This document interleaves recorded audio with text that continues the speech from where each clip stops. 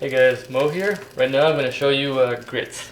Basically it starts off by bringing half a cup of water and milk together to a boil, which if you can see from the steam I've already done because I don't think it's very meaningful for you guys to watch a little bit of water and milk steam.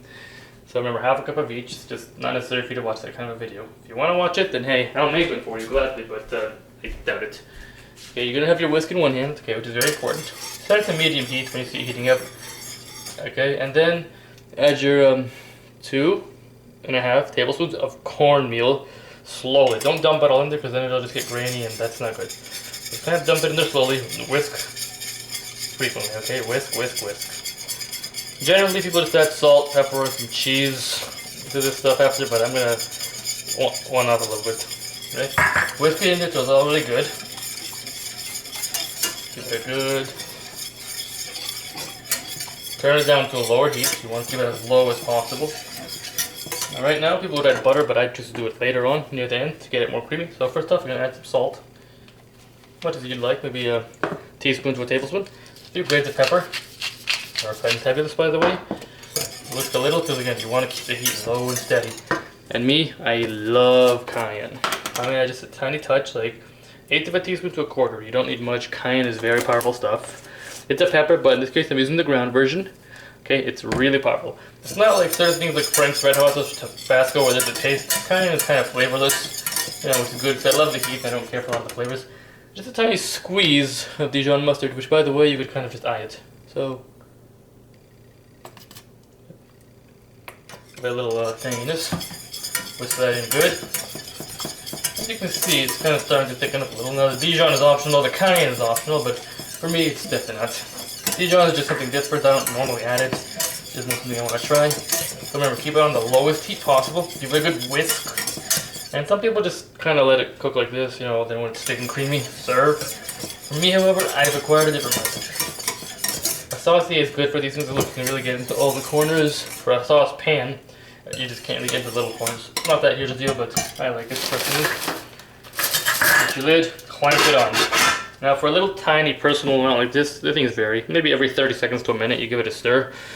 But if you're making a huge amount, every 2 minutes you want to give it a stir for about maybe 20 minutes. The idea, remember, keep it on low heat. You're not keeping it on medium anymore from the beginning. Keeping it on low. Keep it as thin as possible. Keep it clamped up so that way it'll cook. Then later on we're going to add the last 2 ingredients, which are butter, which go in at the end to make it creamy, and some cheese. Parmesan is the traditional kind, but I don't have any on me right now. I have mozzarella, I believe it is, so that's what we'll have to do. You want to eye it because you want to add the amount you do, right? I don't cook all the time with major amounts, you know, I give 1 tablespoon of this, 3 tablespoons of that. Sometimes you just want to add your amount. You know, I'd say 1/4 cup of cheese or less, maybe more. It's your call, cheese, how much you like it. I think we're going to lift the lid now, give it a stir. See how it's kind of built up a little bit more on you, right? Give it a stir. Nowhere near done yet, actually.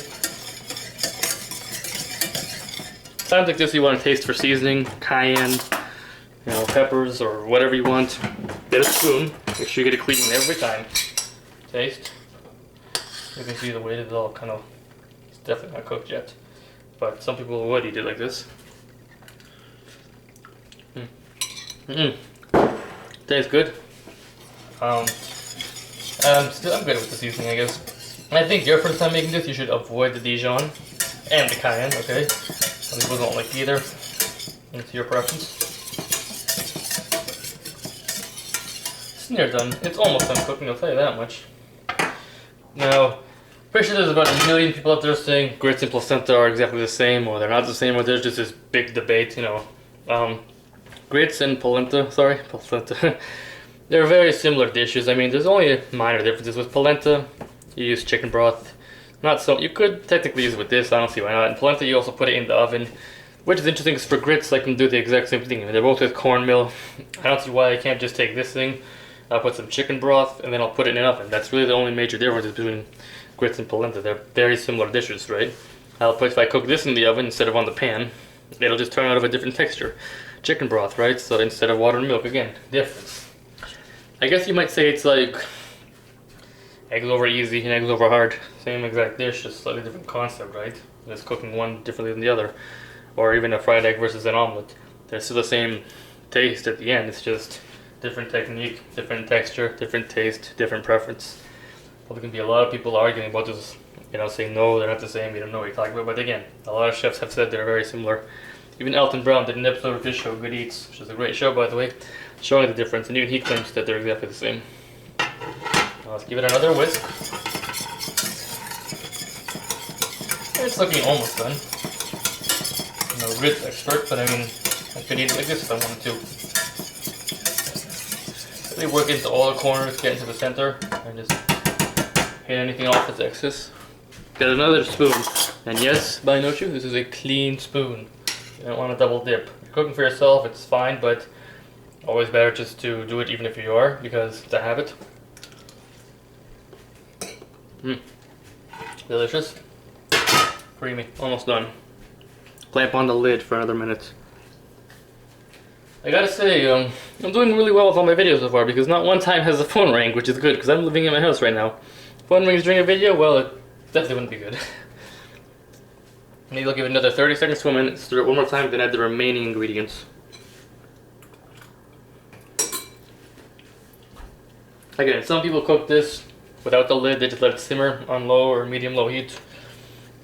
And then they, when the texture is right, they add the cheese and butter, and they serve it. Some people have added the butter before, I like adding it at the end.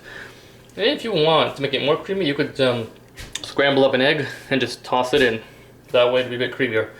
If you choose to do this, I warn you, do not just dump the egg inside, because then it'll turn into scrambled eggs.